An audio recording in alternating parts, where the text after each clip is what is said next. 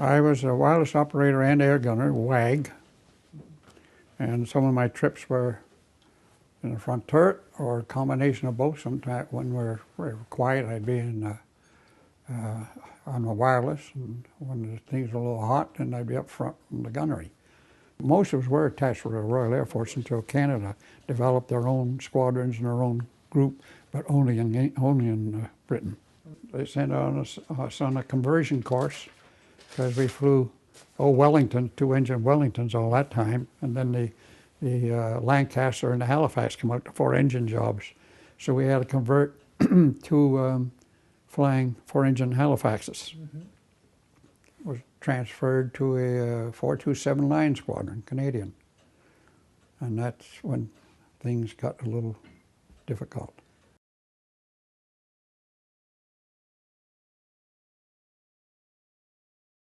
That was our 5th trip over Europe. We were over there D-Day. Okay. And it was on June 12th. We were bombing a large rail center in Arras. We did bomb the target, but on the way from there, we spent about a half hour or so fighting a group of fighters. We didn't have a chance, of course. They shot us down. Our tail gunner was killed. And then our mid-upper gunner and flight engineer were wounded. And then we lost the controls of our aircraft, so we had to abandon aircraft. The navigator jumped. His chute didn't open. His fingers were raw trying to tear it open. And the tail gunner was already dead. He went down with the plane. And the 2 wounded fellas, I was told at the time they found them hanging in a tree and died from loss of blood, otherwise they might have been saved. I found out later they weren't hanging in a tree, they just died loss of blood on the ground.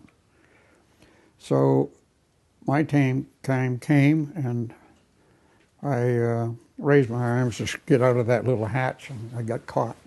Couldn't wiggle myself free, but believe me, this was not minutes, this was seconds only, it seemed like hours. And as soon as I left that aircraft, I had no idea what happened to me because I was unconscious all the way down. I have no idea what it's like to parachute. All I know is I woke up a few hours later in the field, and I was in the same field as the plane, burning like mad.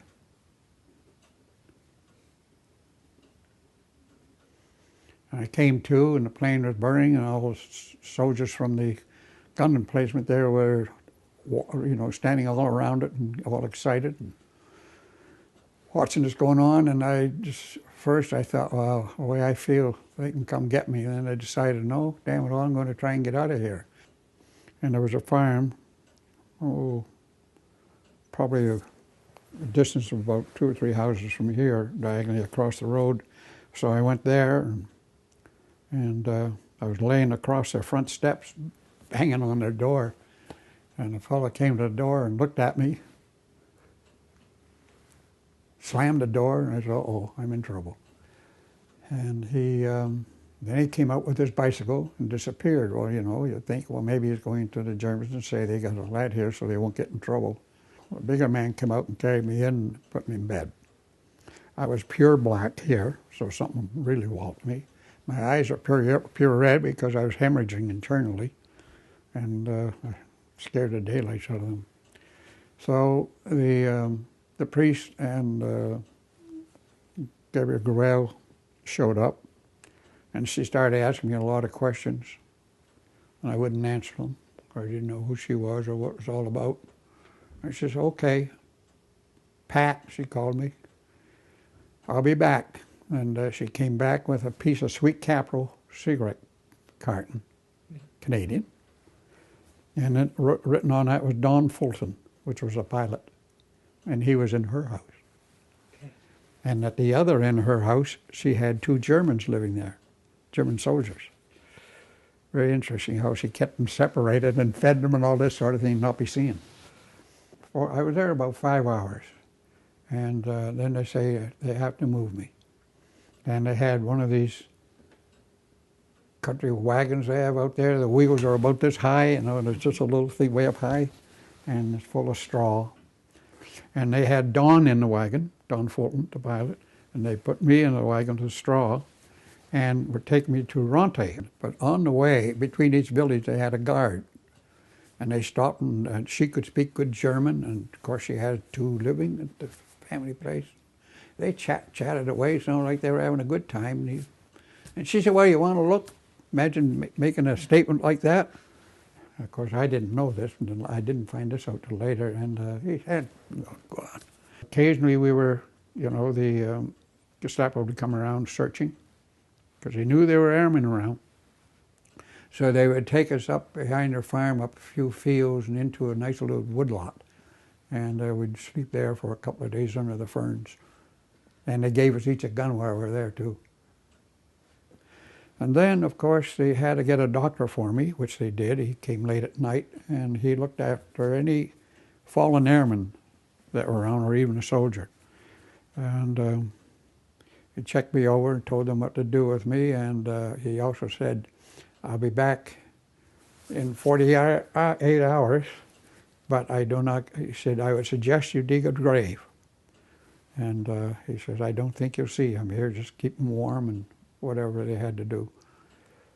So they dug the grave. I was there the 3 months, and the Canadian troops with Polish troops who were attached to the Canadian Army liberated us. They ended my nice French holiday.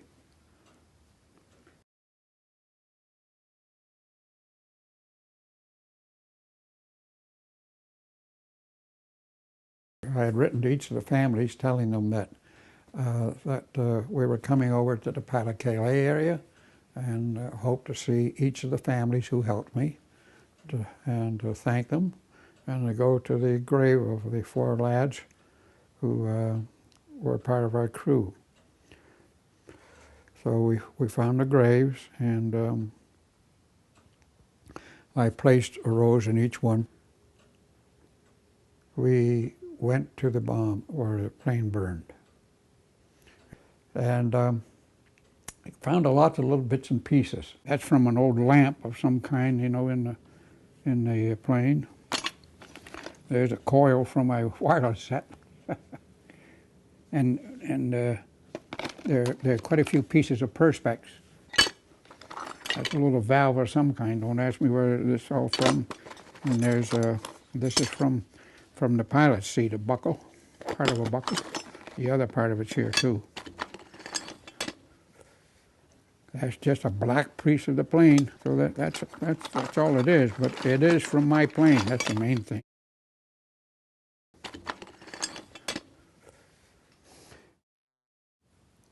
However, that's it. That's my plane.